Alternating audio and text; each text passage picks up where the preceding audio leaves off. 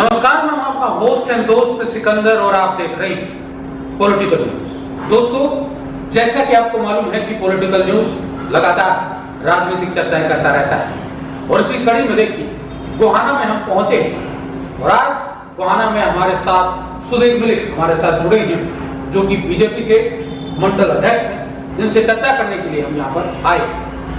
सुधीर जी, सबसे पहले तो स्वागत है आपका पॉलिटिकल न्यूज।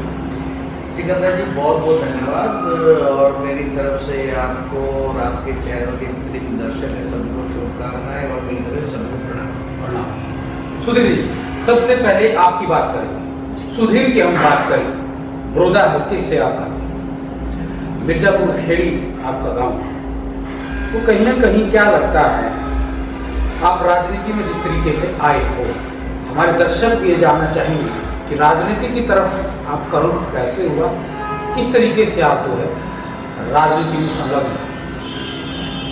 बिल्कुल सिकंदर जी, आपने जो है ना एक बड़ा अच्छा एक क्वेश्चन किया है कि राजनीति में क्यों आया और कैसे आया जी।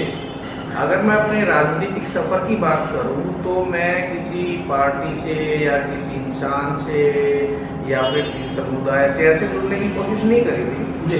सिर्फ एक विचारधारा को लेके जो है ना मैं भारतीय जनता पार्टी के साथ में जुड़ा जी। एक्चुअली भारतीय जनता पार्टी एक विचारधारा है जिसका एक ही लक्ष्य है कि जैसे हमारे ना एक हम स्लोगन जो होता है, एक नारा भी लगाते, भारत माता की जय। जी। कि भारत माता की जय ही होनी चाहिए।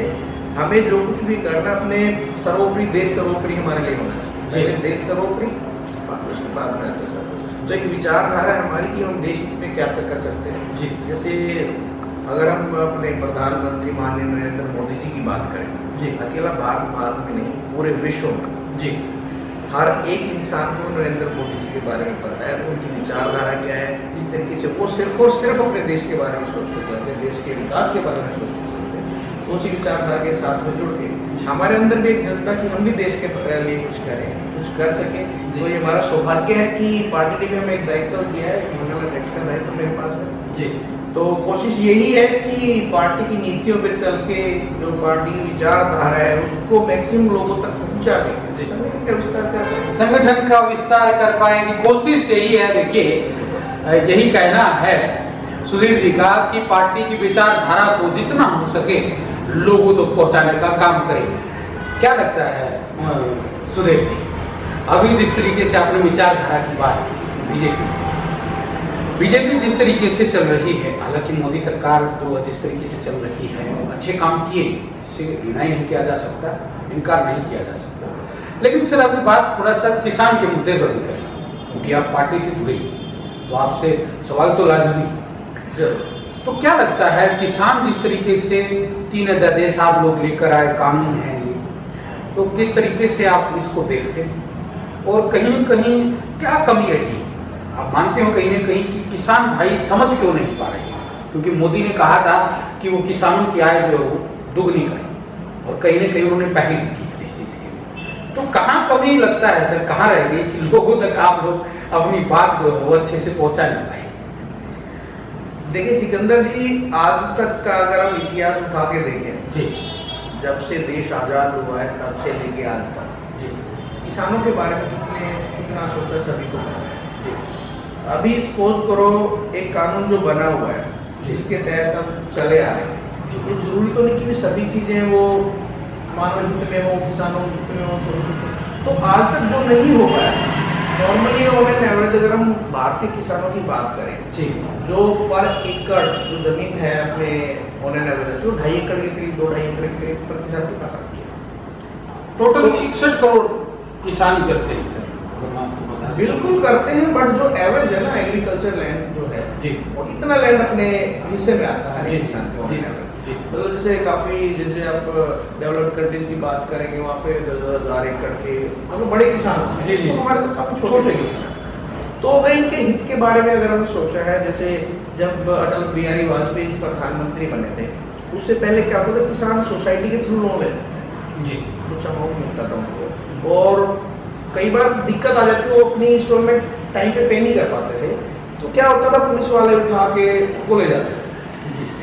जब अटल बिहारी वाजपेयी जी सत्ता में आए, वो प्रधानमंत्री बने, तो उन्होंने किसानों के लिए कितना अच्छा काम किया था। जी। उन्होंने किसान क्रेडिट कार्ड बनवाना शुरू किया, जी जी जिसमें एक किसान को काफी कम ब्याज पे जी एक अमाउंट मिल जाता था उनके यूज करने के लिए, जी और किसान काफी खुश हो गए थे, उसमें काफी हेल्प किसानों को मिला था। जी अभी जब नरेंद्र मोदी जी 2014 में जब प्रधानमंत्री बने, जी तब एक डिसाइडेड था कि भाई 2022 तक हम जी। किसानों की आमदनी दोगुनी करेंगे, जी जिसके लिए सरकार तब से प्रयासरत है। जी भारतीय जनता पार्टी का हर एक कार्यकर्ता उस विषय में सोचता कि चर्चा भी करता, बात भी करता, और जो हमारा हाईकमान जैसे नरेंद्र मोदी जी हैं, हमारे कृषि मंत्री, इतने भी जो हमारे चेहरे हैं, जी सभी टॉपिक को लेके काफी सीरियस थे।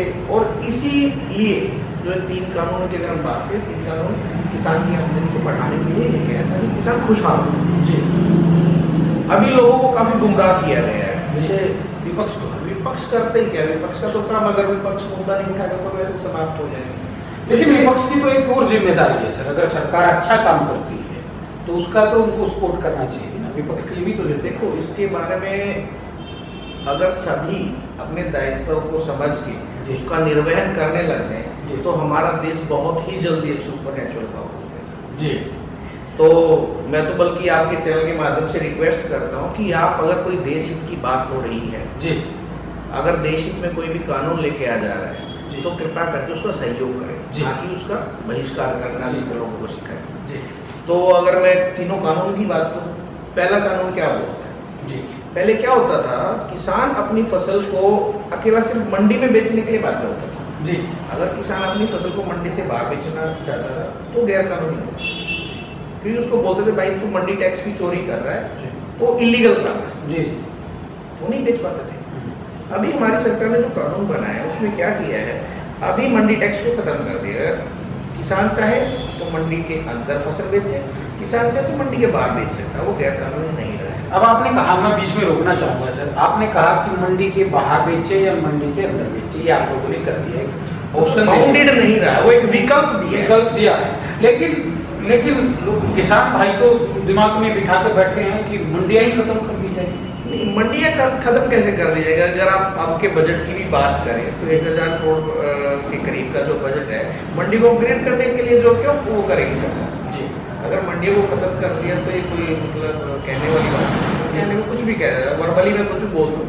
जैसे अगर आप तीनों कानूनों को पढ़ोगे, वहाँ पे कहाँ पे लिखा हुआ है कि भी हम मंडियों को खत्म करने जा रहे हैं? जी ये सिर्फ और सिर्फ एक विकल्प दिया गया किसानों को जी, एक मंडी से बाहर भी कि आप मंडी के बाहर भी बेच सकते हो। काफी सारे जैसे ग्रुप्स में खेती करते हैं काफी लोग, और काफी सारे कोई फूल की खेती कर रहा है, कोई फल की खेती कर रहा है, तो पहले उनकी मजबूरी होती थी कि वो मंडी में ही आड़ती के थ्रू जो है ना अपना फसल बेचे, वैसे मंडी में बेचे। अभी उनको विकल्प मिल गया कि वो बाउंडेड नहीं है कि वो उस आड़ती के पास ही फसल बेचेगा तो उसकी फसल बिकेगी। अब क्या है, अगर हमें एक अच्छा रेट बाहर मिल रहा है तो बाउंडेड नहीं है कि हम अंदर बेचें। तो किसान अपनी फसल का खुद दाम तय करके अगर बाहर अच्छा दाम मिले तो अच्छा दाम ले सकते हैं। तो ये फायदा उसका। ये किसान को बहुत ही अच्छा फायदा होता है। दूसरा क्या? दूसरी, जैसे हम कॉन्ट्रैक्ट फार्मिंग की एक बात आती है, जी। कॉन्ट्रैक्ट फार्मिंग के मुद्दे को लेके कहते हैं कि कि किसान जो है गुलाम हो जाएगा, गुलाम हो जाएगा, जो है ना बड़े बड़े जो बिजनेसमैन हैं उनकी जमीन को हड़प मनमानी लेके करेंगे। मनमानी करेंगे, ये हो जाएगा वो जाएगा। लेकिन ऐसा कुछ नहीं होने वाला है। जी। पहले क्या था, मेन मकसद क्या, कॉन्ट्रैक्ट फार्मिंग आज से नहीं चली है, काफी टाइम से कॉन्ट्रैक्ट फार्मिंग लोग कर रहे हैं। इनका एक मेन मकसद क्या था, कई बार कुछ डिस्प्यूट हो जाता था। डिस्प्यूट क्या होता था, लाइक किसी अमाउंट को लेके डिस्प्यूट होगा, किसान का और जो बिजनेसमैन है कॉन्ट्रैक्ट में उसके खेत को लिया होगा, मान लो कोई उनके बीच में अमाउंट को कोई डिस्प्यूट हो गया जी। अगर कोर्ट में केस चला गया, सपोज करो किसान को पैसे का लॉस हो रहा है, तो कोर्ट में क्या होता था 5-5, 7-7 साल तक केस चलते रहते थे। और अगर एक किसान बेचारा उसके पास ज्यादा अमाउंट तो होता नहीं जी। अगर उसका अमाउंट कुछ साल के लिए ब्रोक हो गया तो बेचारा क्या करेगा, वो फंस जाता है। जी।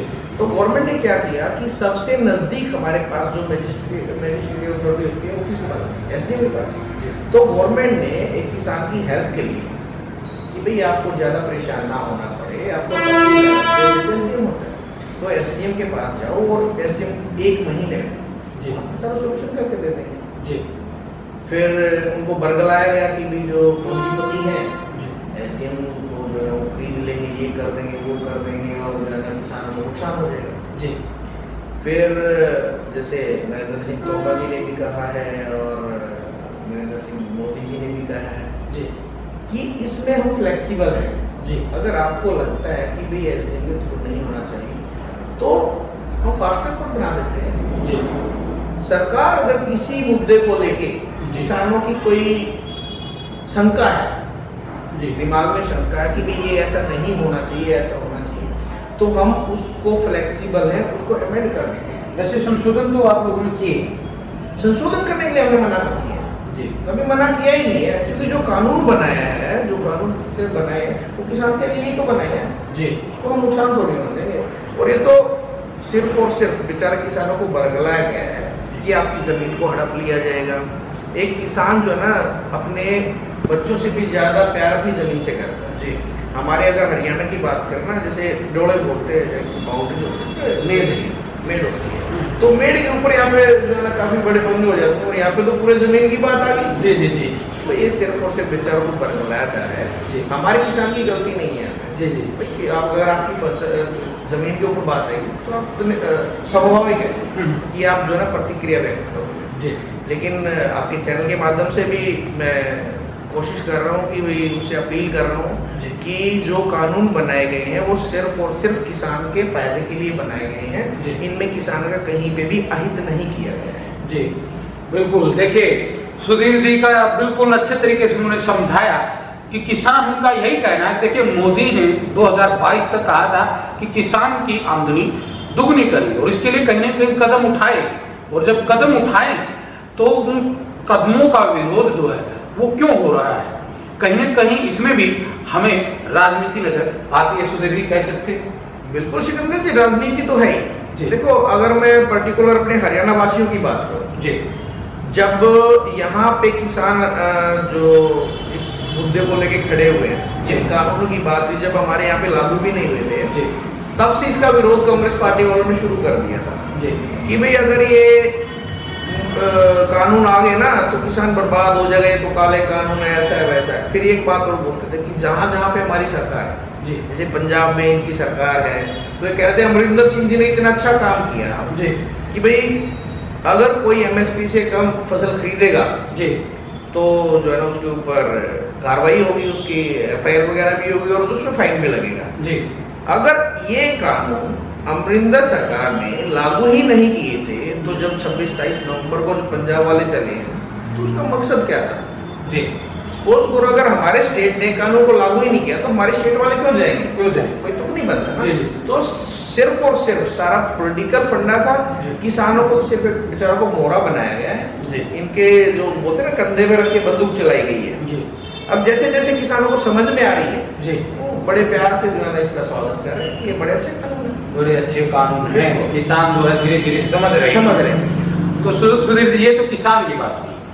अब आपके थोड़ा सा हरियाणा की भी हम बात कर लेते, बड़ौदा हल्के की भी हम बात कर लेते। जो आप बड़ौदा हल्के से आते हैं और कहीं ना कहीं हमने उपचुनाव में भी देखा कि सरकार और फाइट की है आपके जो कैंडिडेट थे, देश का नाम बड़ा ऊंचा किया योगेश दत्त ने, और मार्जिन से अच्छे आपने मार्जिन अपना बढ़ाया है। तो ऐसे में क्या लगता है कहीं ना कहीं आगे जो चुनाव होंगे 2024, हालांकि लंबा समय है, 3 साल बचे हैं, 3 साढ़े 3 साल, लेकिन ये चुनाव का देश है। तो क्या लगता है जिला परिषद के भी चुनाव होने हैं, पंचायती चुनाव भी होने हैं, आप भी घूम रहे होंगे लगातार। तो बड़ौदा हल्के की अगर बात करें, इन्होंने कांग्रेस का एमएलए तो बना के रख दिया, पीछे भी कांग्रेस का था, लेकिन जो विकास सर होना चाहिए बड़ौदा हल्के वो हुआ नहीं है। इस पे आप क्या कहना चाहिए? नहीं सिकंदर जी, पहले तो मैं ये पूछना चाहता हूँ विकास की परिभाषा मैं एक बार जाना। मूलभूत सुविधाएं, मूलभूत सुविधाओं की अगर हम बात करें, देखिए हमारी भारतीय जनता पार्टी की अगर बात करें पर्टिकुलर, हमारे मुख्यमंत्री श्री मनोहर लाल खट्टर जी, अगर उनके पास कोई भी जाता है, कोई भी एमएलए जाता है जी, तो समान तरीके से उनको देख के और समान तरीके से उनको रैंक प्रोवाइड करी जाती है जी।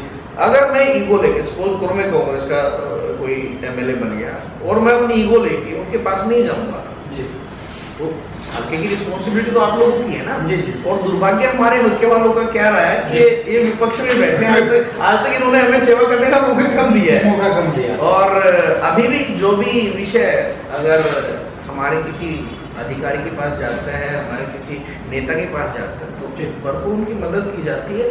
अभी अगर विकास की बात करें, जैसे IMT अभी पास करी है, तो विकास के मामले तो हम नहीं बोल सकते। अगर इन्हें एक हम चर्चा करते हैं, आपको रोकना चाहूँगा। जी। कई गांव में हमने देखा, बड़ौदा हल्के में हम गए, पीने के पानी की बड़ी समस्या है, इसको दूर करने की कोशिश होनी चाहिए। पीने के पानी की मोस्टली जिन गाँवों की समस्या थी ना, जो हमारे संज्ञान में आता, अगर आप अभी जाके देखेंगे तो मोस्ट ऑफ द विलेज जो इससे इफेक्टेड थे, उनमें इस असुविधा जो थी पीने पानी की, उसको दूर करने की कोशिश करी है। काफ़ी गाँव में तो मतलब पीने का पानी अच्छा भी हो गया है। और हमारी सरकार ने हर घर तक नल पहुंचाने के लिए एक प्रण लिया है, जो कि एक टाइम ड्यूरेशन के अंदर हर घर के अंदर, हर रसोई के अंदर एक नल मौजूद होगा। कब तक मानकर चले सर? सर अभी मेरे पास एग्जैक्ट डाटा नहीं है कि क्या डेट मेंशन्ड है, बट उस डेट तक जो है ना सभी घर के अंदर एक नल के रसोई के अंदर एक नल मौजूद है। पानी स्वच्छ पानी पीने का पानी उनके घर के अंदर। चलिए सर, ये तो हम देखेंगे, बिल्कुल हमें इंतजार रहेगा, क्योंकि हम भी लगातार लोगों से चर्चा करते रहते हैं। तो क्या लगता है सर, अभी जैसे 2024 की भी हम चर्चा कर रहे हैं, आप जिस तरीके से मंडल अध्यक्ष हैं, लेकिन आपकी चर्चाएं लगातार हो रही हैं, और हम भी चर्चा के शायद यही वजह है कि हम आपसे चर्चा करने के लिए आए हैं। तो एक चेहरे की हम बात करेंगे, हालांकि आप बीजेपी के पास कैंडिडेटों की कमी नहीं, 12-13 कैंडिडेट तो अभी दौड़ में खड़े थे, जो 2000 अभी उपचुनाव की हम बात कर रहे हैं। तो कहीं ना कहीं हमें लगता है कि सुधीर की अगर हम चर्चा करें, तो हमें लगता नहीं कि RSS जो है वो सुधीर की तरफ भी कहीं ना कहीं बड़ौदा हल्के में देख रहा है कि सुधीर अगर को चेहरा अगर बनाया जाए आने वाले समय, तो कहीं ना कहीं हम यहाँ से जीत दर्ज कर सकते हैं। देखिए सिकंदर जी, इस बारे में मैं ज़्यादा कुछ तो बोल नहीं पाऊंगा जी, लेकिन जो मेरा एक दायित्व पार्टी ने एक निर्धारित किया है, जी, मेरे को जो रिस्पॉन्सिबिलिटी दी है एक मंडल अध्यक्ष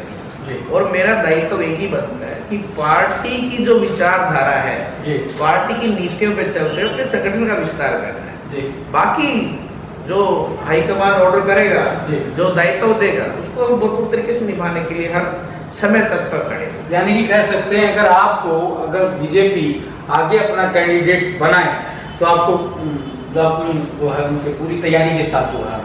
देखिए वो तो मैं पहले ही बता चुका हूँ, इसमें मेरा पर्सनल कोई वो नहीं है, राय नहीं है कि भाई मेरे को इलेक्शन लड़ना है या ऐसा कुछ है। मैं एक पार्टी का एक सच्चा सिपाही हूँ, जो पार्टी के दिशा निर्देश होंगे, जो भी दायित्व मेरे को मिलेगा उसको मैं 100% निभाऊंगा। उसको आप 100% जो है निभाने का काम करेंगे। तो क्या लगता है अभी जिस तरीके से सुधीर जी, अभी चुनाव है, 5 राज्यों में चुनाव है, केंद्र में आपकी सरकार है, तो क्या लगता है आपको चुनाव की अगर बात करें 5 राज्यों की, खासकर बंगाल की हम बात करें, बंगाल पे आपकी नज़र सबसे ज़्यादा है, कैलाश विजयवर्गीय है, नड्डा साहब है, या और भी संगठन के दिलीप घोष जी हैं, और भी लोग जो है, स्मृति ईरानी है, हेमा मालिनी है, ये लोग लगातार वहाँ पर राजनाथ साहब है, लगातार प्रचार कर रहे हैं। तो आपको क्या लगता है बंगाल की अगर हम यहाँ पर बात कर लें, कहीं ना कहीं हमें भी लगता है कि बीजेपी जो अपना काम करना चाहती थी, कहीं ना कहीं उन्होंने अपना जनता के बीच जाकर अपना विश्वास जो है कायम करने में कामयाब रहे हैं, और इसका नतीजा शायद चुनाव के बाद देखने को मिला है। आपको क्या लगता है? सिकंदर जी, जहाँ तक मुझे लगता है आप लोगों ने भी काफ़ी विजिट किया है वेस्ट बंगाल में, और बल्कि मुझे ज़्यादा अच्छी तरीके से आप एक्सप्लेन कर पाएंगे कि बीजेपी की क्या लहर वहाँ पे। जी, जितना हम सोशल मीडिया के थ्रू देखते हैं, न्यूज चैनल्स के थ्रू देखते हैं, अभी मैंने पर्सनली जाके देखा, जो भीड़ वहाँ पे नजर आती है, जो लोगों का एक उत्साह दिखाई देता है, अभी वेस्ट बंगाल की जो जनता है वो चेंज चाहती है, वो दीदी से छुटकारा चाहती है, और जितना हो सकता है भारतीय जनता पार्टी पूर्ण बहुमत से वहाँ पे बहुत ही अच्छे मार्जिन से जो है सरकार बनाएगी। भारतीय जनता पार्टी जो है पूर्ण बहुमत से बंगाल में सरकार बनाने वाली है। देखिए सुधीर जी का ये विश्लेषण है। और हमें लगता है कहीं न कहीं विश्लेषण भी कारगर साबित होगा। अब ये तो समय ही बताएगा, तो समय की बातें हैं। बिल्कुल सुधीर जी, क्या लगता है आपके पीछे हम देख रहे हैं अमित शाह जी की माननीय जो गृह मंत्री फोटो लगी है और मोदी जी की बड़ी पिक्चर लगी है यहाँ पर, तो क्या अमित शाह के बारे में आप क्या कहना चाहिए? सिकंदर जी देखिए, ये हमारे आदर्श है। मोदी जी को मैं अपना आदर्श मानता हूँ, अमित शाह जी को अपना आदर्श मानता हूँ। तो जैसे क्या होता है, हम अपनी सराउंडिंग में जिस तरीके की एनर्जी होती है ना, उसी तरीके से हमारे अंदर भी एनर्जी का प्रभाव होता है।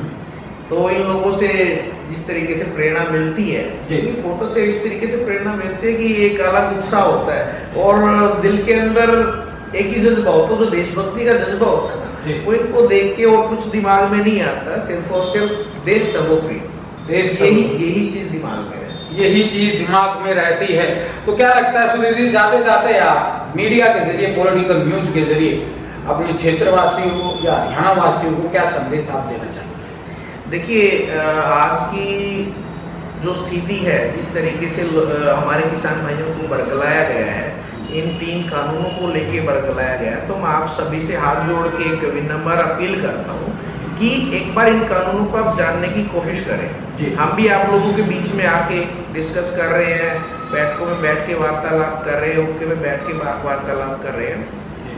अभी आपसे एक ही विनम्र निवेदन है कि किसी के बहकावे में ना आए और जो आपके पढ़े लिखे सराउंडिंग में आपके जो लोग हैं उनसे चर्चा करें, क्योंकि सभी को समझ में आ रहा है कि जितने कानून, ये 3 कानून बनाए गए हैं, वो सिर्फ और सिर्फ किसान हित में है, किसान की आमदनी को बढ़ाने के लिए है, ना कि इनके अहित के लिए बनाए गए हैं। तो आप सभी से इस समय पे तो एक ही निवेदन है, कृपा करके इस मुद्दे को जितना जल्दी हो सकता है इसको शांत करें और जो जितने हमारे क्षेत्रवासी हैं जो धरने वगैरह पे जाते कुछ करते हैं, इसको कंट्रोल करें और अपने देश के विकास के लिए हम जो योगदान दे सकते हैं उसके लिए हम कोशिश करें। अपने देश के विकास के लिए जो योगदान दे सकते हैं उसके लिए कोशिश करें सभी लोग, सुधीर जी का यही कहना है। सुधीर जी हमारे साथ मौजूद थे पॉलिटिकल न्यूज पर, जिनसे हमने चर्चाएं की। सुधीर जी बहुत बहुत धन्यवाद आपका पॉलिटिकल न्यूज। बहुत धन्यवाद सिकंदर जी, और आपके सभी दर्शकों को भी मेरा प्रणाम। बहुत बहुत। तो सुधीर जी हमारे साथ मौजूद थे। ऐसी एक नई शख्सियत के साथ पॉलिटिकल न्यूज पर आपसे फिर मुलाकात होगी। आप बने हमारे साथ और ताज़ा तरीन खबरों के देखते रहिए पॉलिटिकल न्यूज।